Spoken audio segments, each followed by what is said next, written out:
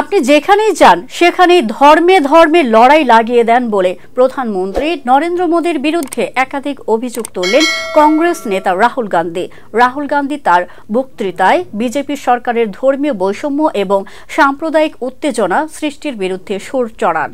তিনি হাতরসের দলিল তরুণীয় ধর্ষণ, মন্দির মসজিদ বিতর্কের উদাহরণ দিয়ে বলেন, সংবিধান ধর্ম, জাতি, লিঙ্গ, জন্মস্থানের ভিত্তিতে বৈষম্যে বাধা দেয়। আপনারা বিদ্বেষ ছড়ান, সাম্প্রদায়িক উস্কানি দেন। সংবিধানে এসব কোথায় লেখা আছে? এ সময় রাহুল গান্ধী বলেন, এক লব্বের আঙুল কেটে নেওয়ার মতোই মোদী সরকার দেশের যুবকদের অধিকার হরণ করছে। আদানির হাতে সম্পদ তুলে দিয়ে দেশবাসীকে ক্ষতিগ্রস্ত করেছে। বেসরকারীকরণ এবং সরাসরি নিয়োগের ফলে দেশের দলিত, ওবিসি এবং আদিবাসীরা সংরক্ষণের সুযোগ পাচ্ছে না। তাদের অবহেলা করা হচ্ছে। চাকরির জন্য প্রস্তুতি নেওয়া তরুণদের সমস্যা তুলে ধরেও তিনি মোদী সরকারের সমালোচনা করেন।